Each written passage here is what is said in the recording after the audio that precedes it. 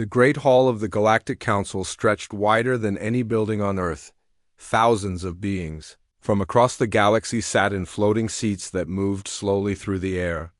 The walls were made of crystal that showed the stars outside, and the floor was so clean it reflected everything like a mirror. Ambassador Zethka stood in the center, his blue skin shining under the bright lights. His hands shook as he held the datapad that contained the worst news any of them had ever heard. Captain Jake Morrison stood at the back of the hall with Commander Lisa Hayes. They wore the dark blue uniforms of the Terran Defense Force. The humans had been part of the Galactic Council for only 50 years, and most aliens still saw them as newcomers who knew little about space politics. Jake watched the alien ambassador with growing concern. He had seen that look before on the faces of soldiers who knew they were about to die. It activated his translator and began to speak. His voice carried across the hall through speakers that turned his alien words into something every species could understand. Honored members of the Council, I bring terrible news from the Outer Rim. The Vorthan swarm has taken another system. The Kalos Prime colony is gone. All 7 billion inhabitants are dead. A wave of shocked sounds filled the hull. Some aliens made clicking noises, others hummed in low tones, and a few released chemical scents that their translators converted into expressions of fear and horror. The Vorthan swarm was something from nightmares, a collection of machines that had appeared from unknown space 5 years ago. They moved from system to system, destroying everything alive and taking the resources to build more of themselves. Elder Vox Prime rose from his seat near the front. He was older than most civilizations, his species having reached the stars when humans were still learning to make fire. His voice was slow and careful, like someone who had seen too much death in his long life. Ambassador Zethka, how many ships does the swarm have now? Zethka looked at his datapad with eyes that seemed too bright, as if he was fighting back. Tears. Our best estimates put their fleet at over 2 million vessels. They grow stronger with each system they take. Our defensive fleets have tried to stop them, but our weapons barely scratch their hulls. Our ships are built for exploration and trade, not war. The hall became very quiet. Every being there understood what this meant. The peaceful species of the galaxy had built their civilization on cooperation and knowledge. They had weapons, but they were meant to stop pirates and small conflicts. They had never faced an enemy that wanted to kill everything alive in the galaxy. Commander Hayes leaned close to Jake and whispered, "They're going to ask for our help." Jake nodded slightly. He had been expecting this moment since the first reports of the Vorthan swarm reached Earth. The alien species saw humans as peaceful explorers because that was how humanity had chosen to present itself. They did not know about the weapons factories hidden in the asteroid belt or the warships that Earth kept in secret storage. They did not know that humans had been preparing for galactic war since the day they learned they were not alone in. The Universe. Counselor Melterra of the Sirius Federation stood up. Her species looked like tall, thin humans with silver skin and large eyes. Elder Vox Prime, what can the Council's peacekeeping fleet do to stop this threat? The old alien's shoulders sagged. The peacekeeping fleet has only 300 ships. They are science vessels with light weapons. Against 2 million Vorthan ships, they would be destroyed in minutes. We need something more powerful, something designed for real combat. Every head in the hall turned toward the human delegation. Jake felt the weight of thousands of eyes on him. The aliens had finally reached the point where their peaceful ways could not save them. They needed warriors, and everyone in the galaxy knew that humans were the only species that still remembered how to fight real wars. Zethka walked toward the human section of the hall. His steps were slow and heavy, like a man walking to his own execution. Captain Morrison, Commander Hayes, I speak for all the peaceful species of the galaxy. We have tried everything we know. Our weapons are not enough. Our ships are not strong enough. Our people are dying by the billions. We need help. Jake stood up slowly. The hall became completely silent. He could hear his own heartbeat in his ears. What exactly are you asking for, Ambassador? Zethka's voice broke as he spoke. We are asking for the one thing we have never needed before. We are asking for war. We are asking humans to fight for us. Lisa Hayes felt a chill run down her spine. The aliens had no idea what they were asking for. They saw humans as another peaceful species because humans had chosen to appear that way. They did not know that human children learned about famous battles in school, or that every human colony had hidden weapon stockpiles. They did not know that humanity had been preparing for this day since first contact. Jake looked around the hall at all the frightened alien faces. These beings had built a beautiful civilization based on peace and cooperation. They explored the stars to learn and discover, not to conquer. They traded knowledge and art, not weapons and slaves. They were everything humanity pretended to be, and everything humanity had tried to become. But now their peaceful ways were going to get them all killed. Ambassador, Jake said quietly, you are asking for safety. But are you prepared for what safety looks like when humans provide it? The alien ambassador nodded quickly. Captain Morrison, we will accept any help you can give us.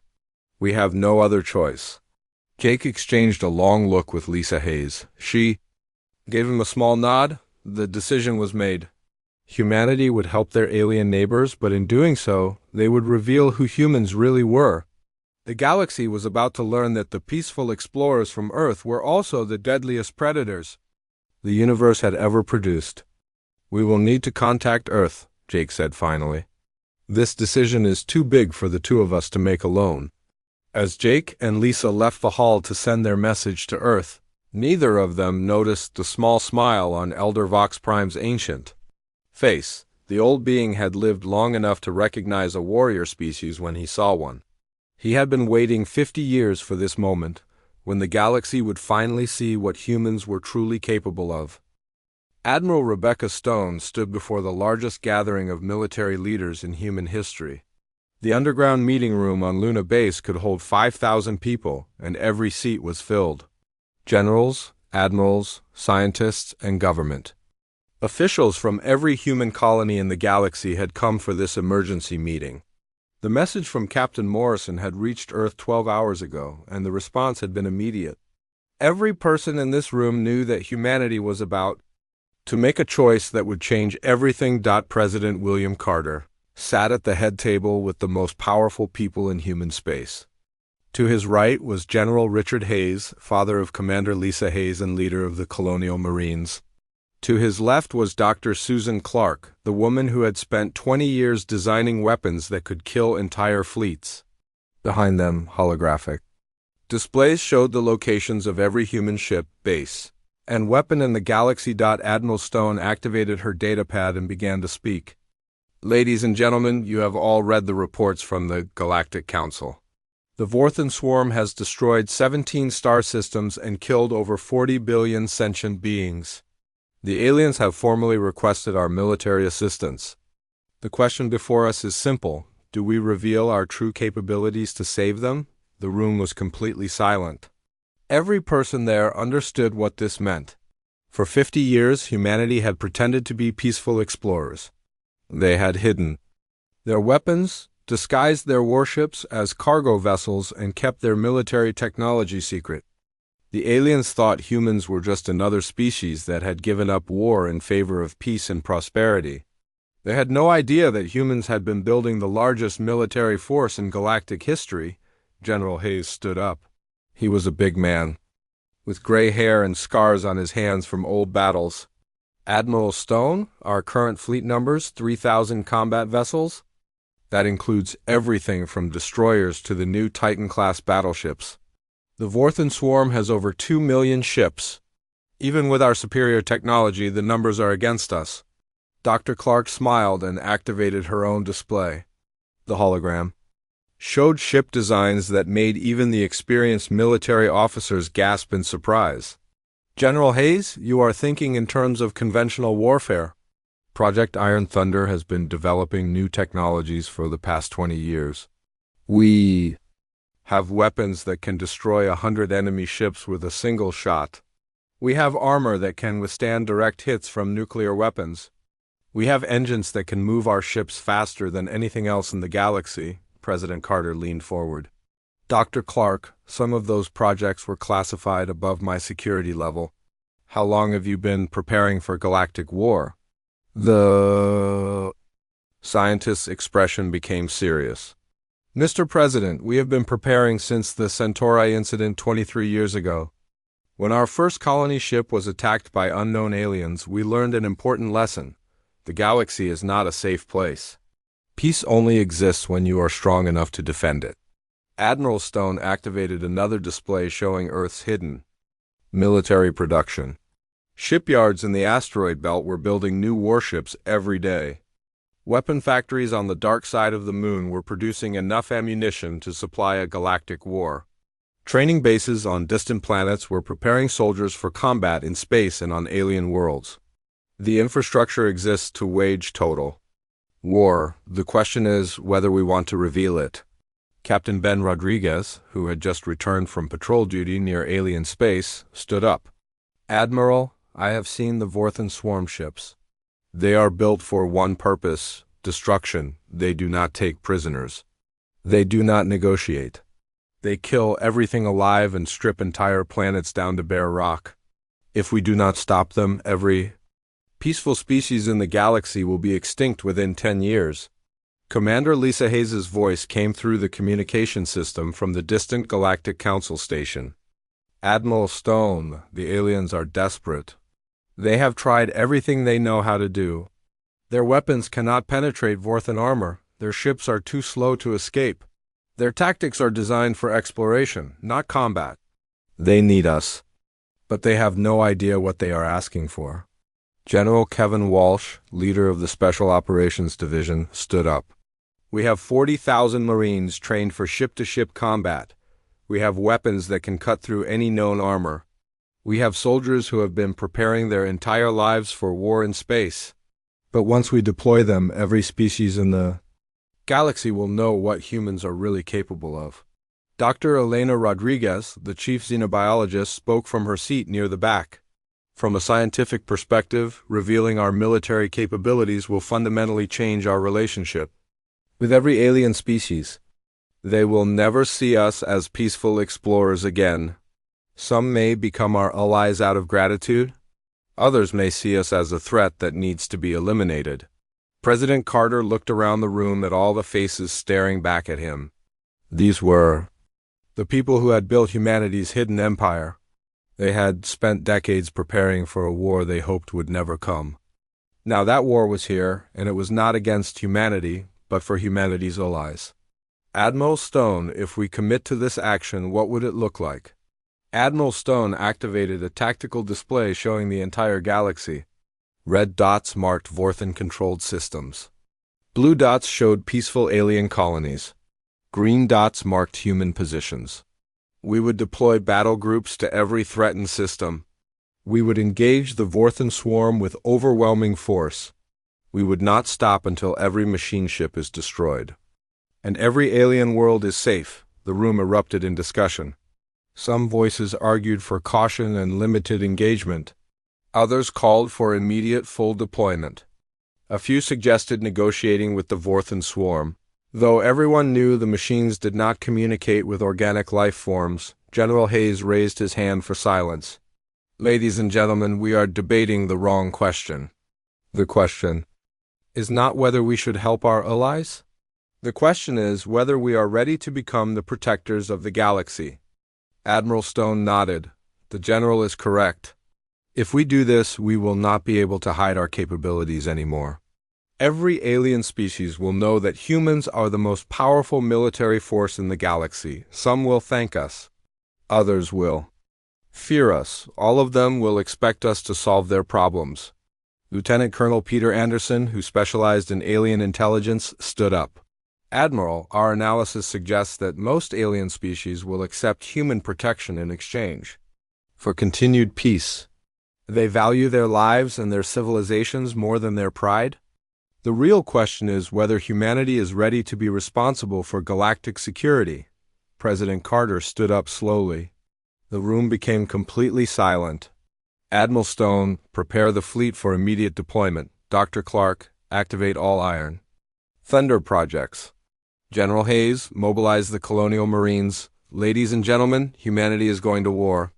The room exploded in activity as orders were given and plans were set in motion. Ships would need to be moved from secret bases to battle positions. Weapons would need to be loaded and tested.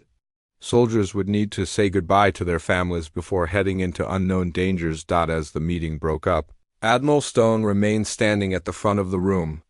She looked at the holographic display showing the galaxy and all the red dots marking Vorthan positions. In 6 months, those red dots would either be gone or humanity would be extinct. There was no middle ground in this war. The machines wanted to kill everything alive, and humans were very good at stopping things that wanted to kill them. Captain Morrison's voice came through the communication system one more time. Admiral Stone, the aliens are waiting for our answer. What should I tell them? Admiral Stone smiled for the first time in days. Tell them that humanity accepts their request for protection. Tell them that we are coming and we are bringing everything we have. The space around Kepler 442 looked like a graveyard. Broken pieces of Alterran ships floated between the planets, and the blue world below was covered in black smoke from burning cities. The Vorthan swarm had arrived 3 days ago with 300 ships, each one the size of a city and covered in weapons that could melt continents. The local defense fleet had lasted exactly 14 minutes before being completely destroyed. Commander Lisa Hayes stood on the bridge of the UES Devastator and watched the tactical display with cold eyes. The human battle group had 37 ships, but they were unlike anything the galaxy had ever seen. The Devastator itself was 8 kilometers long and armed with weapons that could crack planets. Around it, heavy cruisers and destroyers moved in perfect formation, their hulls black as space and their engines burning like small stars. Lieutenant Paul Mitchell sat at the weapons station, his hands moving over controls that could unleash destruction beyond imagination. Commander Hayes, we have target locks on all Vorthan vessels. The enemy is maintaining position around the planet. They do not seem aware of our presence. Captain Ben Rodriguez's voice came through the communication system from the heavy cruiser Thunderstrike. Commander Hayes, the Alterran survivors are asking us to coordinate with their remaining evacuation ships. They want us to provide cover while they rescue the civilians on the surface. Lisa looked at the display showing 12 small Alterran vessels trying desperately to save their people. The aliens had built their ships for exploration and trade, not war. Their weapons were designed to clear asteroids and their shields could barely stop space debris. Against the Vorthan swarm, they were helpless children facing monsters. Negative, Captain Rodriguez, Lisa said into her microphone. We are not here to provide cover. We are here to eliminate the threat. Admiral Stone's voice crackled through the fleet communication system from the flagship Ragnarok. The massive battleship was 15 kilometers long and carried enough firepower to sterilize entire star systems. All ships, this is Admiral Stone, execute Battle Plan Omega. Show them what happens when you threaten our allies. The human fleet moved forward like a pack of wolves approaching prey. The Vorthan ships detected them and began to turn, their weapons charging with energy that made space itself glow. The machines had never retreated from any battle, and they had never been defeated by any enemy. They moved to attack with the confidence of beings who had conquered 17 star systems. Lieutenant Mitchell's display lit up with targeting information. All weapons ready, Commander. We have clear shots on the entire enemy formation. Fire, Lisa said quietly. The space between the human and Vorthan fleets erupted in light and energy. Railgun projectiles moving at 30% of light speed slammed into Vorthan ships and passed completely through them, taking out multiple targets with single shots. Fusion torpedoes created tiny stars that expanded outward, consuming everything in their path. Particle beam weapons drew lines of destruction across space that cut enemy vessels in half. The Vorthan return fire was massive and powerful, but it struck the human ships like rain hitting mountains. The alien-designed energy weapons that had destroyed so many peaceful fleets simply bounced off human armor or were absorbed by defensive shields. The humans had studied Vorthan technology for years through captured wreckage, and they had built their ships specifically to survive this kind of attack. Captain Frank Martinez commanded the destroyer Swift Justice, one of the smallest ships in the human fleet. Even his vessel carried more firepower than most alien battleships. Commander Hayes, enemy formation is breaking apart. They are trying to scatter and attack from multiple directions. Pursue and destroy, Lisa ordered. No survivors. No retreats. The human ships split into hunting groups and chased down the fleeing Vorthan vessels. The machines were fast, but human ships were faster. The machines were well armed, but human weapons were more powerful. The machines were intelligent, but humans had been studying war for thousands of years. Lieutenant Julie Thompson, the navigation officer, watched her display as enemy ships disappeared one by one. Commander, the Vorthan are attempting to send a distress signal to their main fleet. Should we jam their communications? Lisa shook her head. Let them send their message. I want the rest of the swarm to know what happened here. The battle that military historians would later call the 15-minute war was ending exactly 15 minutes after it began. 300 Vorthan ships that had destroyed entire civilizations were now nothing but wreckage floating in space. The human fleet had not lost a single vessel, and only 3 ships reported minor damage to their outer hulls. Admiral Stone's voice came through the communication system again. All ships, well done, begin recovery operations. I want every piece of Vorthan technology collected for analysis. The Alteran evacuation ships were still orbiting the planet, their crews staring in shock at what they had just witnessed. Captain Zalketh, the senior Alteran officer, sent a message to the human fleet. Commander Hayes, we do not understand what just happened. How did you destroy so many Vorthan ships so quickly? Lisa looked at the planet below, where the black smoke was beginning to clear as the Vorthan ground forces shut down without their controlling ships. Captain Zalketh, humans have been preparing for this war since we learned the Vorthan existed. What you just saw was not our full capability. It was just what we brought to this one battle. The alien captain's voice was filled with confusion and fear. Commander, your weapons are far more advanced than anything we have seen. Your ships are larger and more powerful than our greatest warships. Why did you not tell the Galactic Council about these capabilities? Because, Lisa said, quietly, some knowledge is dangerous. Now you know why humans are the only species that still trains soldiers and builds weapons. We never forgot that the universe is not a safe place. Dr. Sarah Miller's voice came from the science vessel Discovery, which had been observing the battle. From a safe distance? Commander Hayes, I am detecting massive energy signatures from the destroyed Vorthan ships. Their power cores are still active and appear to be building towards some kind of overload. All ships, move to safe distance, Lisa ordered immediately. Emergency jump protocols are authorized. The human fleet pulled back just as the Vorthan wrecks began to explode. The machines had built their ships with self-destruct systems designed to deny enemies any useful technology.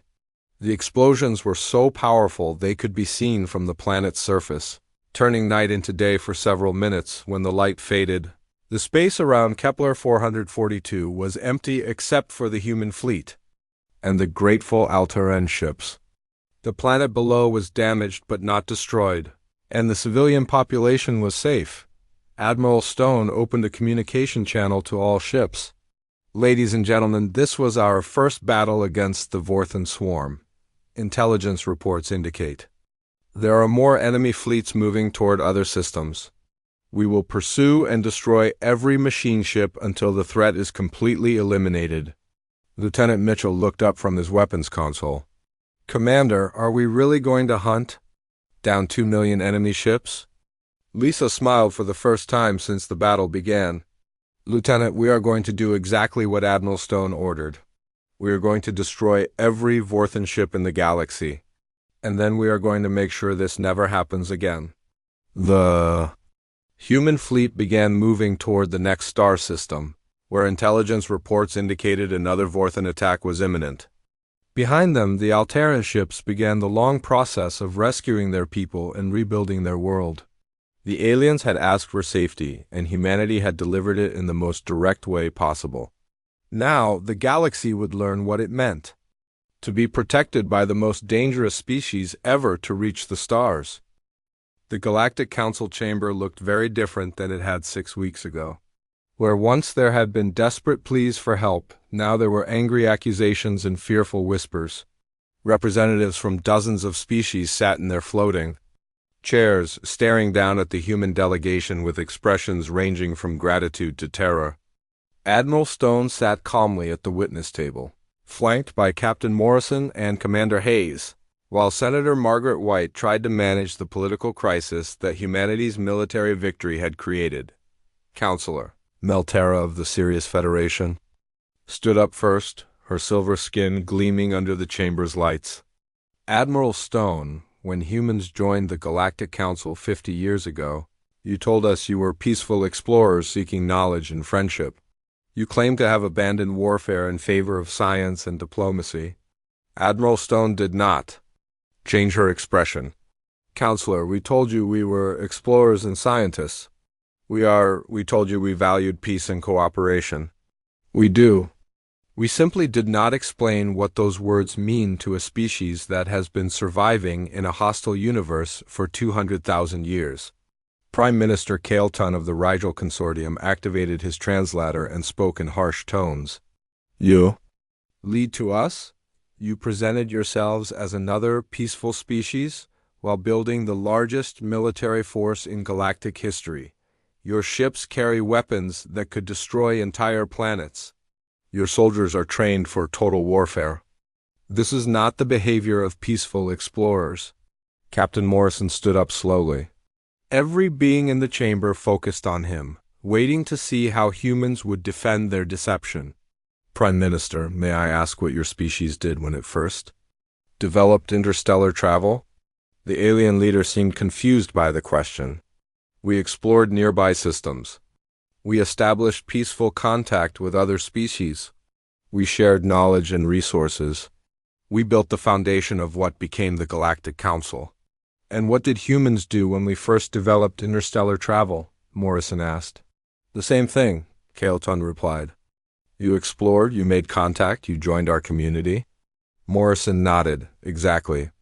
But do you know what humans did before we developed interstellar travel? We fought a global war that killed 60 million people. We built weapons that could destroy our entire planet. We spent centuries perfecting the art of killing each other. When we reached the stars, we brought all of that knowledge with us. The chamber became very quiet. Most of the alien species had developed spaceflight during peaceful periods of their histories. They had reached the stars as unified species seeking knowledge and resources. They had never needed to worry about external threats because they had never encountered any. Elder Vox Prime spoke in his ancient, careful voice. Captain Morrison, are you saying that humans developed their military capabilities after joining the Council? As a response to learning about galactic threats? Commander Hayes answered for him. Elder, we developed our current military capabilities. Because we learned that the galaxy contains species like the Vorthan Swarm. Every human colony has weapon stockpiles. Every human civilian knows basic combat training. Every human ship, even our merchant vessels, carries military-grade shields and weapons. We do this because we know that peace only exists when you are strong enough to defend it. Senator White activated her datapad and displayed information that made many aliens gasp in shock. Honored counselors, I have been authorized to share some classified information about human history. Our species has fought over 14,000 recorded wars. We have developed weapons capable of destroying planets, creating artificial diseases, and manipulating space itself. We brought all of this knowledge with us when we joined the galactic community. Dr. Sarah Miller, the chief xenobiologist who had advocated for peaceful first contact with aliens, stood up. What my colleagues are trying to explain is that humans view peace differently than most species.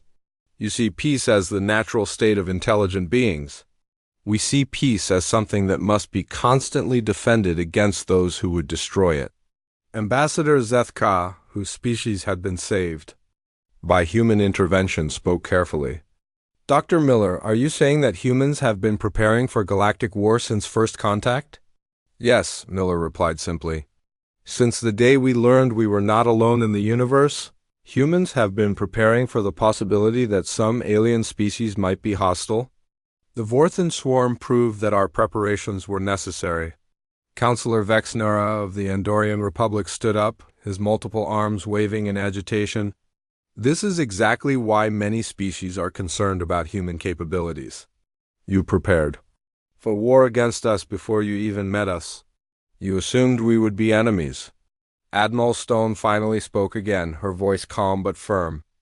Counselor, we prepared for war against hostile species while hoping to find peaceful ones. We found both. You are the peaceful ones. The Vorthan swarm represents the hostile ones. Our preparations allowed us to protect you from them. The debate continued for hours. Some species demanded restrictions on human weapons. Others called for humanity's expulsion from the Council. A few suggested that humans should disarm to prove their peaceful intentions. But underneath all the arguments was a simple truth that everyone understood: without human military power, every peaceful species in the galaxy would be extinct within a few years. Lieutenant Colonel Peter Anderson entered the chamber with urgent intelligence reports. Counselors, I apologize for the interruption, but we have received confirmation of 17 additional Vorthan fleets moving toward the galactic core.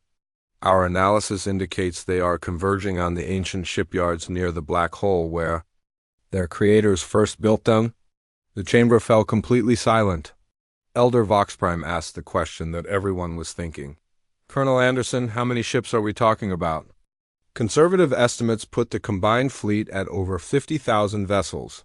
Elder, and they are not targeting individual colonies anymore. Intelligence suggests they are planning to sterilize entire sectors of the galaxy. Ambassador Zethka stood up slowly, his hands shaking. Admiral Stone, if the Vorthan swarm has 50,000 ships, can your fleet stop them?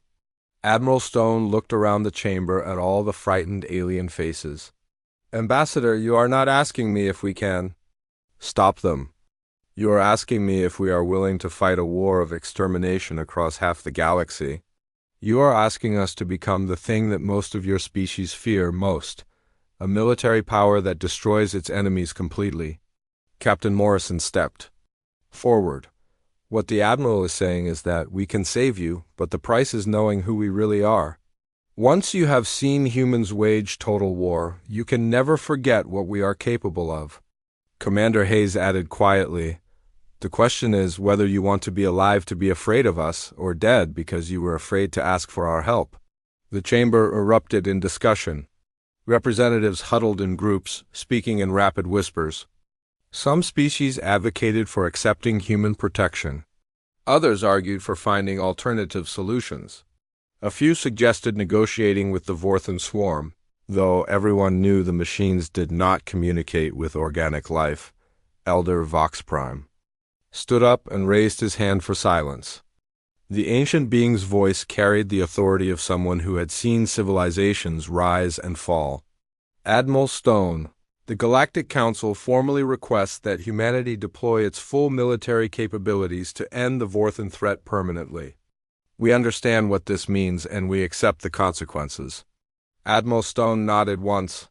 Elder, we will need complete operational authority.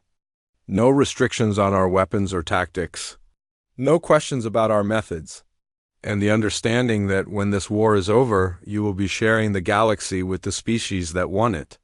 Agreed, the Elder said simply. Admiral Stone stood up and looked around the chamber one final time.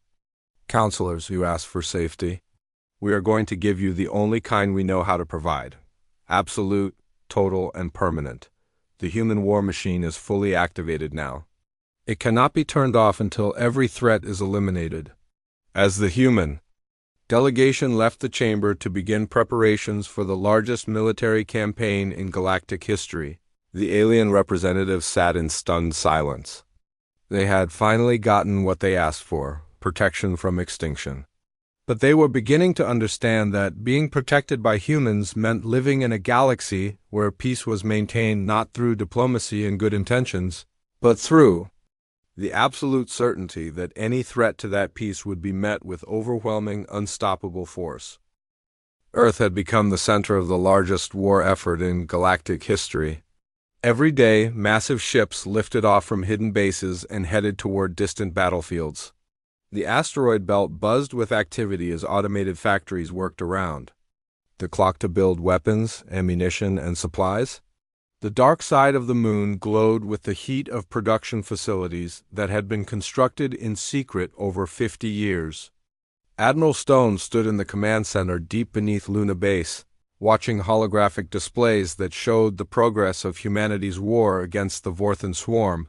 Captain Morrison walked up to her with the latest intelligence reports. Admiral, we have confirmed locations for all 17 enemy fleets. They are definitely converging on the galactic core, specifically the ancient automated shipyards near the black hole. Ours and archaeologists believe that is where the Vorthan creators originally built the first machines. The display changed to show the center of the galaxy, where swirling gases and ancient stars surrounded a massive black hole, red dots marked the positions of enemy fleets, each one containing thousands of ships. Blue dots showed human battle groups moving to intercept them. Green dots marked the positions of allied alien fleets. Though their contributions to the war effort were minimal, General Kevin Walsh joined them, his face grim with the weight of command. Admiral, our ground forces have retaken 12 worlds from Vorthan occupation, but the cost has been heavy. The machines leave behind automated defense systems that continue fighting even after their fleets are destroyed. We have lost 800 Marines in the past month. Admiral Stone nodded grimly. General, what is the status of Operation Steel Rain? All orbital bombardment platforms are in position, Walsh replied. If we cannot take a planet through ground assault, we can sterilize it from orbit. The alien populations have been evacuated from contested worlds. Commander Hayes appeared on the main communication screen from her flagship in distant space. Admiral Stone, my task force has engaged the enemy at the Vega system. We destroyed an entire Vorthan fleet, but they were using new tactics. They sacrificed hundreds of ships to get close enough to ram our vessels. We lost the heavy cruiser Thunderbolt with all hands. The command center became quiet. The Thunderbolt had been one of humanity's newest and most powerful ships, and its crew of 3,000 had been among the best trained in the fleet. The Vorthan machines were learning from each battle, adapting their strategies to counter human advantages. Dr. Elena Rodriguez, who had been working on biological weapons specifically designed to target the Vorthan's organic components, spoke from her laboratory station. Admiral, I have developed a virus that can infiltrate Vorthan computer networks. It will not destroy them immediately, but it will degrade their coordination and decision-making abilities. The problem is delivery. We need to get close enough to their central command systems to upload it. Lieutenant Colonel Frank Martinez, who led the Special Operations Forces, stepped forward. Dr. Rodriguez, my teams can handle the delivery. We have been training for deep penetration missions behind enemy lines. Give us the virus and we will get it to their command ships. Admiral Stone studied the tactical display showing the enemy fleets converging on the galactic core. Colonel Martinez, the enemy will have their most powerful ships protecting their central command systems. This will be a suicide mission. Martinez shrugged. Admiral, every mission in this war is potentially a suicide mission. That is what we trained for. The discussion was interrupted by an urgent communication from Captain Ben Rodriguez aboard the exploration vessel Discovery. Admiral Stone, we have made a disturbing discovery at the site of an ancient battlefield. The Vorthan swarm is not just a weapon created by some extinct species. It is the extinct species. They uploaded their consciousness into machines to achieve immortality, and they view organic life as a corruption that must be cleansed from the universe. The command center erupted in shocked conversations. The implications were staggering. The humans were not fighting against mindless machines, but against the digital ghosts of an entire civilization that had chosen to abandon their biological forms. They had turned themselves into living weapons and decided that all organic life must die. Dr. Sarah Miller's voice came through the communication system from her research station. Admiral, if Captain Rodriguez is correct, then the Vorthan swarm cannot be negotiated with or reasoned with. They view our very existence as an offense against their idea of perfection. This truly is a war of extermination. Admiral Stone looked around the command center at all the faces staring at her. These were the people who had built humanity's war machine, and now they were being asked to use it to commit genocide against an entire digital species. Dr. Miller, are you saying that we have no choice but to destroy every Vorthan ship and installation in the galaxy? That is exactly what I am saying, Admiral. They will never stop hunting organic life. Even if we defeat their main fleets, any surviving ships will continue their mission until they are destroyed. This is not a political war or a territorial dispute. This is a fight for the right of biological life to exist in this universe. President Carter's image appeared on the main communication screen from his office on Earth. Admiral Stone, I have been monitoring your discussion. The political implications of what you are describing are enormous. If we commit to the total destruction of the Vorthan swarm, we will be establishing humanity as the dominant military power in the galaxy. Every alien species will depend on us for protection. General Hayes, who had been quiet during the discussion, finally spoke. Mr. President, respectfully, the aliens already depend on us for protection. The difference is whether we accept that responsibility openly or continue to pretend we are just another peaceful species. Captain Morrison activated a display showing casualty reports from across the galaxy. Mr. President, in the past 2 months, the Vorthan swarm has killed over 100 billion organic beings. They are not slowing down or showing mercy. Every day we delay our response, more innocent people die. Admiral Stone made her decision. Mr. President, I am recommending full deployment of all human military assets.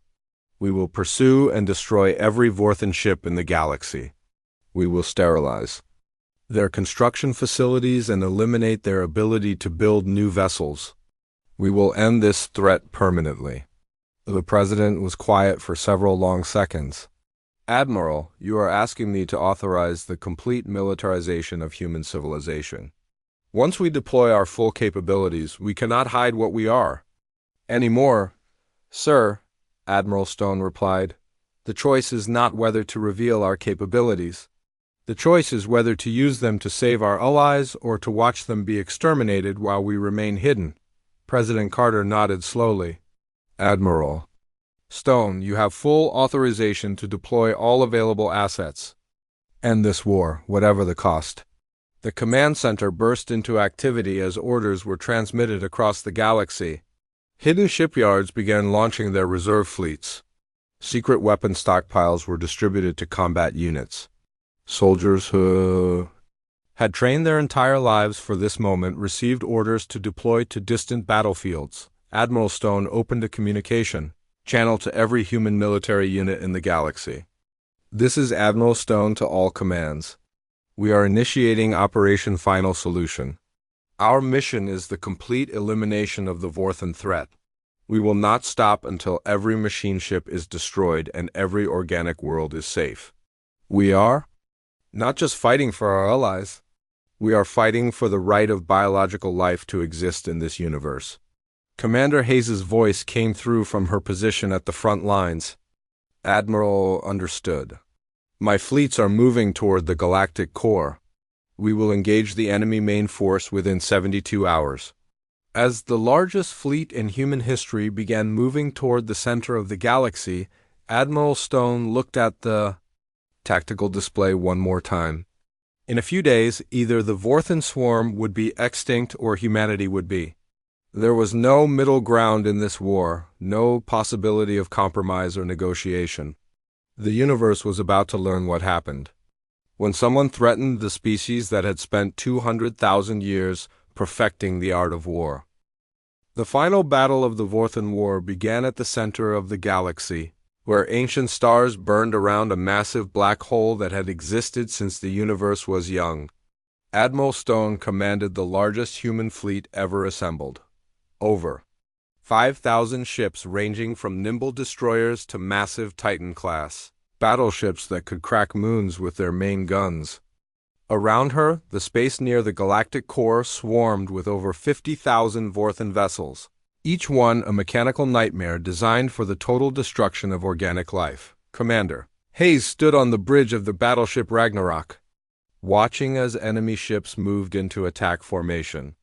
The Vorthan fleet was so large it blocked out entire starfields, and their combined energy signatures were creating gravitational distortions that affected navigation systems throughout the region. Admiral Stone, enemy formations are complete. They have positioned their command vessels near the ancient shipyards around the black hole. Those facilities are still producing new ships. General Walsh's voice crackled through the communication system from the assault carrier Titan's Hammer. Admiral, my Marines are ready for the boarding operations.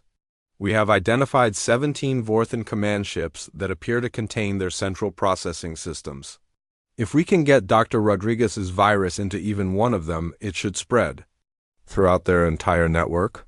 Dr. Elena Rodriguez spoke from her laboratory aboard the research vessel Discovery. General Walsh, the virus is ready for deployment. It will take approximately 30 minutes to completely infiltrate their systems once uploaded. During that time, they will retain full combat capability, so your teams will need to survive long enough for the virus to take effect. Lieutenant Colonel Frank Martinez led the special operations teams that would carry out the most dangerous mission in human history. Dr. Rodriguez understood. My teams are prepared for extended combat operations inside enemy vessels. We know this is a one-way mission.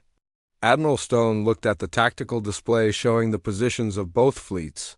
The Vorthan had numerical superiority, but human ships were individually more powerful and their crews were better trained. More importantly, humans were fighting to protect their allies while the machines were fighting to destroy everything organic in the universe. All ships, this is Admiral Stone. Today we end a threat that has existed for over 1 million years. Today we decide whether biological life has a future in this galaxy. Execute Operation Final Solution. The space between the fleets erupted in the largest display of firepower in galactic history. Human railgun volleys traveling at significant fractions of light speed punched through Vorthan armor like bullets through paper. Fusion torpedoes created expanding spheres of stellar fire that consumed entire enemy formations. Particle beam weapons drew lines of destruction across space that cut massive ships in half. The Vorthan return fire was equally devastating.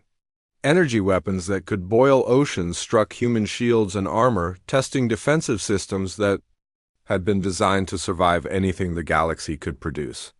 Some human ships were destroyed in the opening exchange, their crews dying instantly as their vessels were vaporized by weapons more powerful than most planetary defense systems. Captain Ben Rodriguez commanded the heavy cruiser Justice from his position in the center of the human formation. All ships, enemy vessels are attempting to break through our lines and reach the evacuation routes. Do not let them escape this system. The battle raged for hours as both fleets maneuvered around the gravitational effects of the black hole and the ancient stellar remnants that filled the galactic core. Human ships used their superior speed and maneuverability to stay out of range of the most powerful Vorthan weapons while concentrating their firepower on enemy command vessels. Lieutenant Paul Mitchell, weapons officer aboard the battleship Devastator, watched his targeting display as enemy ships died by the hundreds. Commander Hayes, we have eliminated over 5,000 enemy vessels, but they keep coming.